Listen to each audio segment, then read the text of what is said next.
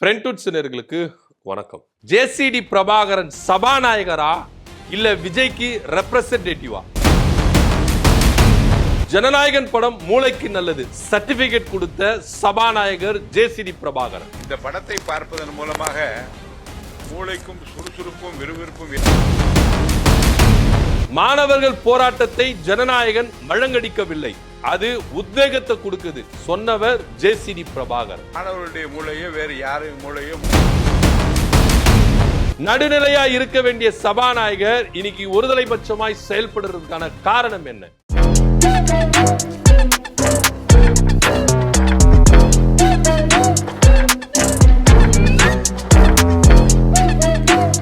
தாவேகா ஆட்சி அமைந்த உடனே சபாநாயகர் யாரு சூஸ் பண்ணலாம் அப்படின்னு ரொம்ப பேசும் பொருளாகவே இருந்தது. இதுல செங்கோட்டையன் அவர்களை நியமிக்கலாம். ஏன்னா அவர் பாத்தீங்கன்னா 50 வருஷம் எக்ஸ்பீரியன்ஸ் இருக்குது, அமைச்சரவையில இடம் பெற்றிருக்கிறாரு. இந்த சபாநாயகர் விதிமுறைகள் அப்படின்றதெல்லாம் பாத்தீங்கன்னா அவருக்கு நல்லாவே தெரியும். சட்டமன்றத்துக்குள்ள என்னென்ன விதிமுறைகள் அப்படின்றதெல்லாம் ஃபிங்கர் டிப்ஸ்ல வச்சிருப்பாரு. அத்துப்படி அந்த ரேஞ்சுக்கு அந்த மனுஷனை போட்டோன்னா கரெக்டா இருக்கும்பா அப்படின்னு சொல்லிட்டு ஃபர்ஸ்ட் செங்கோட்டையன் அவர்களை தான் சபாநாயகராக சூஸ் பண்ணலாம் அப்படின்னு சொல்லிட்டு விஜயனுடைய ஆப்ஷன் இருந்தது. ஆனால் செங்கோட்டையன் அவர்கள் இது ஒத்து வரல. நான் சபாநாயகராக இருந்துட்டேன்னா என்னை ஒரு ஓரமாக ஒதுக்கி வச்சுருவீங்க, சட்டமன்றம் கூட வரும்போது தான் என்னுடைய பவர் இருக்கும், ஸோ மொத்த ப்ரெசன்ஸும் இருக்காது அப்படின்னு நான் சபாநாயகர் ஆட்டத்துக்கெல்லாம் வரலை. ஜேசிடி பிரபாகரனை போட்டுடலாம், அவர் நடுநிலையானவர், அவரை நீங்கள் என்ன பண்ணுங்க சபாநாயகராக போட்டுருங்க அப்படின்னு சொல்லிட்டு செங்கோட்டையன் அவர்கள் ஜேசிடி பிரபாகரன் அவர்களை சபாநாயகராக தேர்வு செய்யப்படுறார். இவங்கெல்லாம் லாஸ்ட் மினிட்ல சேர்ந்தவங்க. ஜேசிடி பிரபாகரனா இருக்கட்டும், விஎஸ் பாபா இருக்கட்டும், தாவேக்கால லாஸ்ட் மினிட்ல சேர்ந்தவங்க. விஜய்க்கும் அவ்வளோ ஒரு நன்மதிப்பு இருக்குதா? ஏன்னா செங்கோட்டையன் அவர்கள் அவளுக்கு ஜேசிடி பிரபாகரன் மேல அவருக்கு அதீத நம்பிக்கை இல்லை, விஜய்க்கு நம்பிக்கை இல்லை. இவர் எப்படி நம்மளுக்கு செயல்படுவார், ஒருவேளை எதிர்கட்சி நெருக்கடி கொடுத்துட்டா இவர் அந்த பக்கம் போக மாட்டாருன்னு நிச்சயம் அப்படின்றது விஜய்க்கு ரொம்ப சந்தேகமாக இருந்தது. ஏன்னா அதிமுகவில் இருந்தாரா, அதுக்கப்புறம் ஓபிஎஸ் அணிக்கு போனாரா, அதுக்கப்புறம் தனியாக ஒருங்கிணைப்பு அணின்னு போனாரா, அங்கேயும் இல்லாமல் இங்கேயும் இல்லாமல் எங்கேயுமே இல்லாமல் இருந்தாரா, டம்மியாகவே இருந்தார் கொஞ்ச நாள். அதுக்கப்புறம் திடீர்னு தாவேக்கால போய் இணைஞ்சார். ஸோ அதனால ஜேசிடி பிரபாகரன் மேலே விஜய்க்கு ஒரு நன்மதிப்பே வரலை. ஒருவேளை இவர் எப்படிப்பா செயல்படுவார்? ஏன்னா நீங்கள் பொதுவாக சபாநாயகர் எடுத்துக்கிட்டிங்கன்னா ஆளுங்கட்சி தரப்பினர் தான் இருப்பாங்க, மேக்சிமம் ஆளுங்கட்சி தரப்பினருக்கு தான் அவங்க செயல்படுவாங்க. ஆனால் சட்டமன்றத்துக்குள்ள நடுநிலையா என்ன பண்ணுவாங்க, செயல்படுவாங்க. இப்போ நீங்க அப்பாவை எடுத்துக்கிட்டோம், ஜெயக்குமாரா இருக்கட்டும், எல்லாருமே என்ன பண்ணுவாங்க, ஆவுடையப்பனா இருக்கட்டும், எல்லாருமே என்ன பண்ணியிருக்காங்கன்னா அந்தந்த காலகட்டங்கள்ல நடுநிலையா இருந்திருக்காங்க. கவர்மெண்ட்டுக்கு அவங்க ஃபேவரா தான் இருப்பாங்க, இல்லைன்னா சொல்ல முடியாது. ஆனா இருந்தாலும் சில விஷயங்கள நடுநிலையா இருப்பாங்க, அதுதான் ஞானம். ஆனா இது போல இங்க ஜேசிடி பிரபாகரன் அவர்கள் நமக்கு ஆதரவா இருப்பாரா? ஒருவேளை எதிர்கட்சிகள் கொடுக்கிற அந்த பிரஷர்ல இவர் அந்த பக்கம் எதனா ஒன்று இடக்கு முடுக்கா கேட்டாங்கன்னா என்ன பண்றது? இந்த சைடு எல்லாமே புதுசு, யாருக்கும் எதுக்குமே தெரியாது. இன்னும் சொல்ல போனா இந்த சபாநாயகர் ஜேசிடி பிரபாகர் இருக்காருல்ல, இவரு சபாநாயகரா இல்ல தாவேக்காவோட ஆளா அப்படின்னு நம்மளுக்கு தெரியவே தெரியாது. முழுக்க முழுக்க தாவேக்கா நிர்வாகியே மாறிட்டார். அதாவது ஒரு மாவட்ட செயலாளரை கூட்டின்னு சபாநாயகர் சேர்ல உட்கார வைத்த மாதிரி தான் இருந்தது. சபாநாயகர் பதவிக்கு ஜேசிடி பிரபாகரன் அவர்கள் அந்த சீட்டுக்கு அழகு சேர்க்கல, பெருமை சேர்க்கல அப்படின்றத நம்ம பார்க்கணும். ஏன்னா சட்டமன்றத்தில் முதலமைச்சர் பேசும்போது உறுப்பினர்கள்லாம் என்ன பண்ணுவாங்கன்னா மேஜை தட்டுவாங்க. ஆனால் இவங்க என்ன பண்ணுவாங்க தெரியுமா, ஸ்டார்டிங்ல விசில் அடிக்க ஆரம்பிச்சாங்க, கைத்தட்ட ஆரம்பிச்சாங்க எல்லா எம்எல்ஏக்களும். சரி, இதை என்ன பண்ணாரு சபாநாயகர், அப்படிலாம் பண்ணக்கூடாதுப்பா, இந்த மாதிரி மேஜை தான் தட்டணும், விசில் அடிக்கிறது இந்த கையெல்லாம் தட்டக்கூடாது அப்படின்னு புதுசு, அதனால கத்துக்கங்க அப்படின்னு சொன்னாரு. அதுக்கப்புறம் திரும்பவும் சட்டமன்றத்துல முதலமைச்சர் விஜய் பேசும்போது எல்லாரும் அமைதி இருந்தாங்க. இந்த பக்கம் எதிர்கட்சி தலைவர் உதயநிதி ஸ்டாலின் அவர்கள் பேசும்போது திமுக எம்எல்ஏக்கெல்லாம் மேசை எப்படி தட்டினாங்க, இவங்களுக்கு எக்ஸ்பீரியன்ஸ், எந்த இடத்துல கை தட்டணும், எந்த இடத்துல அமைதியா உக்காரணும் அப்படின்றதுல இவங்களுக்கு தெரியும். தாவேக்கா சைடு அப்படி தெரியாது. சபாநாயகர் சொல்லி கொடுக்குறாரு, சேர் இப்படி தட்டுங்க இப்படி தட்டுங்க அப்படின்னு சொல்லிட்டு சொல்லி கொடுக்குறாரு. எல்லா எம்எல்ஏக்களும் அமைச்சர்கள் என்ன பண்றாங்க, சபாநாயகரே பாக்குறாங்க, எப்போ சபாநாயகர் சேர் இப்படி தட்டுவாரு, அப்போ நம்ம இப்படி தட்டலாம் அப்படின்னு சொல்லிட்டு. அது மாதிரி அவர் இப்படி தட்டும் போது இவங்க எல்லாம் இப்படி தட்டுறது. அதாவது போக்கஸ் எல்லாம் விஜய் என்ன பேசுறாரு, என்னென்ன கொடுக்குறாரு அதெல்லாம் இல்லை, சபாநாயகரை தான் ஃபோக்கஸ் பண்ணியிருந்தாங்க. ஸோ இந்த மாதிரி விஷயங்களை செஞ்சது. அதே போல அந்த செய்கை விஷயம் இருக்குல்ல, அந்த சட்டமன்றத்துல விஜய் இப்படி பண்ணாரு, இந்த விஷயம் வந்து பாத்தீங்கன்னா பெரும் பூதாகாரமா வெடிச்சது. அதாவது திமுக எம்எல்ஏக்கள் 2 பேரும் ஏதோ செய்கை காட்டினாங்கன்னு சொல்லிட்டு கண்டனம் தெரிவிச்சாரு நம்ம சபாநாயகர்.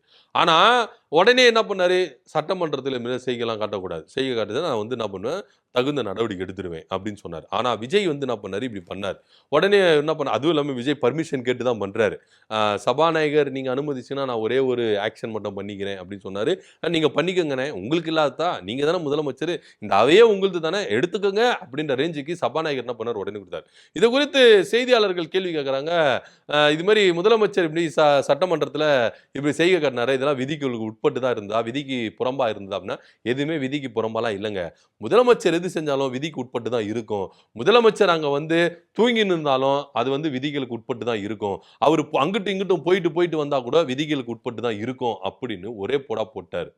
முதலமைச்சர் எது செஞ்சாலும் அது விதிகளுக்கு உட்பட்டு தான், விதி மீறல்லாம் கிடையாது அப்படின்னு ஒரே ஒரு விஷயத்தை போட்டாரு. சரிங்க சார், முதலமைச்சர் உங்ககிட்ட பர்மிஷன் கேட்டு நீங்க பர்மிஷன் கொடுத்த பேர் செஞ்சானா, மத்த உறுப்பினர்களும் அப்படி பர்மிஷன் கேட்கும்போது நீங்க ஒத்துப்பீங்களா அப்படின்னா, அவங்க என்ன செய்கை காட்ட போறாங்கன்னு முன்னாடியே வந்து என் ரூமுக்கு வந்து செய்யணும்.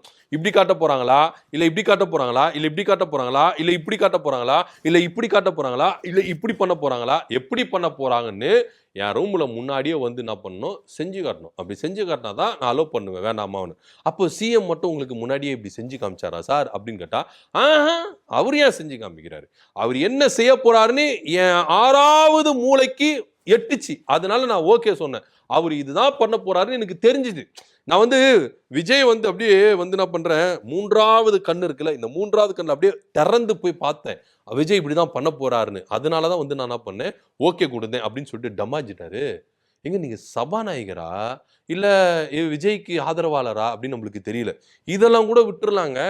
இங்க மாணவர் போராட்டம் பத்திக்கிட்டு எரியுது, ஜனநாயகன் படத்தை இதை வந்து மழங்கடிச்சுச்சா அப்படின்னு கேட்டா, அதெல்லாம் மழங்கடிக்கலாம் இல்ல. இன்னும் சொல்ல போனா ஜனநாயகன் படம் மூளைக்கு நல்லுதான். அவர் சொல்றாரு சபாநாயகர், அதாவது தாவேக்கால போயிட்டால எல்லாரும் இப்படிதான் ஆயிடுவாங்களோ, என்னதாச்சுன்னு தெரியலங்க. ஜேசிடி பிரபாகரன் அவர்களுக்கு எம்ஜிஆர் காலத்துல இருந்து அரசியல் இருக்கிறாருங்க, அமைச்சரவையில் இருந்திருக்கிறாருங்க, ஜெயலலிதா காலத்துல அமைச்சரா இருந்திருக்கிறாரு. இவரெல்லாம் இப்படி மாறிடுவாரா பேசுவாரா அப்படின்னு நம்மளுக்கு தெரியவே இல்லை. ஜனநாயகன் படம் மூளைக்கு நல்லது, அதுல மூளை சலவை செய்யற படம்லாம் கிடையாது. அந்த படத்தை நீங்க பாத்தீங்கன்னா மூளைக்கு அவ்வளோ ஹெல்த்தி, அவ்வளோ நல்லது. நீங்க என்ன பண்ணுங்க, உங்க குழந்தைகளுக்கு மூளை வளரணுமா, உங்க குழந்தைகளுக்கு மூளை சரியாகணுமா, ஜனநாயகன் படத்தை போட்டு காட்டுங்க. அறிவியல் ரீதியெல்லாம் நீங்க பேச தேவையில்ல, கல்வியை கொடுக்க தேவையில்ல, நீங்க படிக்கவே தேவையில்ல. எல்லாரும் ஜனநாயகன் படம் பார்த்தா மூளை வளர்ச்சி அடைஞ்சிருமா, மூளைக்கு அவ்வளோ நல்லதுதான். அதாவது ஜனநாயகன் படம் வந்து பார்க்குறவங்களுக்கு ஒவ்வொருத்தருக்கும் மூளைக்கு அவ்வளோ நல்லது அப்படின்னு சொல்றாரு. எந்த அளவுக்கு கேவலமா இல்லை, எந்த அளவுக்கு இந்த அளவு, அதாவது உங்க தலைவரை நீங்க வந்து ஆசுசப்படுத்தணும், உங்க தலைவரை வந்து நீங்க வந்து இது பண்ண, நீங்க சபாநாயகர் சார். இதுக்கு முன்னாடி இருந்த தனபால் அவர்களோ அப்பாவு அவர்களோ இந்த மாதிரிலாம் வந்து எந்த, அதாவது ஜெயலலிதா அவர்களுக்கெல்லாம் தனபால்லாம் வந்து பார்த்தீங்கன்னா சேர் மொனையில வந்து உட்காருவாரு, ஃப்ரீயா கூட உட்கார மாட்டாரு. ஆனா அவரு கூட ஜெயலலிதாவுக்கு இந்த மாதிரிலாம் பண்ணதே கிடையாதுங்க.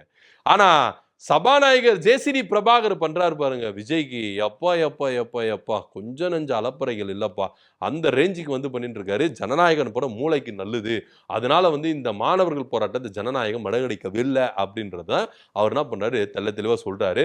செங்கோட்டையன் வந்து என்ன பண்றாரு, டிக்கெட் ஃப்ரீயாலாம் கொடுத்திருக்காரு.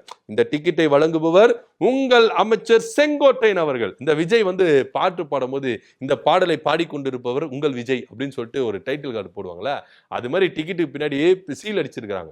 இந்த டிக்கெட்டை உங்களுக்கு இலவசமாக வழங்குபவர் உங்கள் அமைச்சர் செங்கோட்டையன் அவர்கள் அப்படின்னு சொல்லிட்டு அதெல்லாம் பண்ணிருக்காங்க. அழுது இருக்கிறாங்க, புரண்டு இருக்கிறாங்க, சேவல் ரத்தத்தை கொடுத்துருக்காங்க. இதெல்லாம் பாத்தீங்களா எந்த அளவுக்கு அஃபென்ஸ், இதெல்லாம் பிடிச்சி ஜெயில போடுங்க சார் அப்படின்ற மாதிரி தான் சொல்லணும். இப்ப விஜய் கட் அவுட்டுக்கு சேவலுடைய ரத்தத்தை என்ன பண்ணிருக்காங்க, இங்க தெளிச்சிருக்கிறாங்க, குழந்தைங்களை தூக்கிட்டு போறாங்க. இன்னும் சொல்ல போனா ஜனநாயகம் படம் ஏ சர்டிபிகேட், குழந்தைங்களே கூட்டின்னு போக கூடாது. ஆனா ராஜீவ் அமைச்சர் இருக்கிறாரு, ராஜீவ் அவர் குழந்தைய கூட்டின்னு போயிருக்கிறாரு. அவர் கூட பரவாயில்ல, 2 வயசு குழந்தை. இந்த அம்மா எம்எல்ஏ பல்லவி இருக்கிறாங்க பாருங்க, கை குழந்தை, 2 மாசம் 3 மாசம் குழந்தைன்னு நினைக்கிறேன், கை குழந்தைய தியேட்டருக்கு கூட்டின்னு போயிருக்கிறாங்க. எந்த அளவுக்கு கொடுமை பார்த்தீங்களா, ஒரு குழந்தைக்கு அந்த தியேட்டருடைய அதிர்வு, அந்த ஸ்பீக்கருடைய அதிர்வு, நார்மலா நம்மளே போனாலே ஒரு மாதிரி இருக்குங்க, குழந்தைக்கு என்னங்க இருக்கும், அது வந்து அது வளர்ந்துட்டு வர ஒரு ஆர்கன்ஸும் வளர்ந்துட்டு வருது. அப்படிங்கும்போது எந்த அளவுக்கு வந்து அது வந்து லகுவா இருக்கும். அப்ப நீங்க அந்த தியேட்டருக்குள்ள போன பிறகு சவுண்ட் எஃபெக்ட்ல எப்படி இருக்கும், அந்த குழந்தை அலறாதா, என்ன என்ன நினைச்சுக்கிட்டு இருக்கிறாங்க அப்படின்னு நம்மளுக்கு தெரியல. உங்களுக்கு விஜய் மேல அவ்வளோ பைத்தியமா இருந்தா, அவ்வளோ வெறியா இருந்தா உங்களுக்குள்ளே வச்சுக்கோங்க. பொதுவெளியில இது மாதிரி பண்ணாதீங்க. ஜேசிடி பிரபாகரன் சபாநாயகர் இப்படி பேசுவாருன்னு நம்ம நினைச்சு கூட பார்க்கல. இவர் உண்மையிலே சபாநாயகர் தானா, இல்ல விஜய்க்கு இந்த அளவுக்கு ஆதரவா இருப்பாரா அப்படின்னு நம்மளுக்கு தெரியவே இல்லை.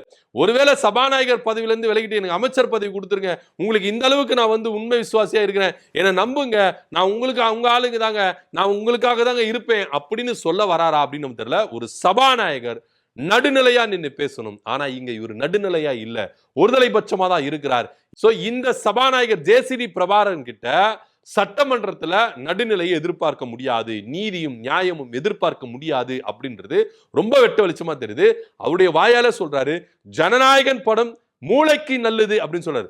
ஒரு கல்வி மூளைக்கு நல்லது, ஒரு அறிவியல் மூளைக்கு நல்லது, புத்தகங்களை படிங்க, தலைவர்களை படிங்க, அது மூளைக்கு நல்லதுன்னு சொல்ல வேண்டிய இந்த தமிழ்நாடு ஜனநாயகன் படத்தை பாருங்க மூளைக்கு நல்லது அப்படின்னு சொல்றாங்கல்ல, நம்ம தமிழ்நாடு எங்க கொண்டு போய் நிக்க வைக்க போறாங்கன்னு தெரியல. பின்னோக்கி செல்ல போகுது. இந்த திராவிட கட்சிகள் தமிழ்நாடை முன்னேற்றி கொண்டு எடுத்துட்டு நிப்பாட்டினாங்க. ஆனா இன்னைக்கு இந்த திராவிடம் இல்லாத தமிழக வெற்றி கழகம் இன்னைக்கு தமிழ்நாடை பின்னோக்கி கொண்டு போய் செல்ல போகுது அப்படின்றதுல எந்த வித மாற்று கருத்து இல்ல. இவர் சபாநாயகரா இல்ல விஜயனுடைய முழு ஆதரவாளரா? நீங்க என்ன நினைக்கிறீங்க? கீழே கமெண்ட் பண்ணுங்க. நன்றி, வணக்கம்.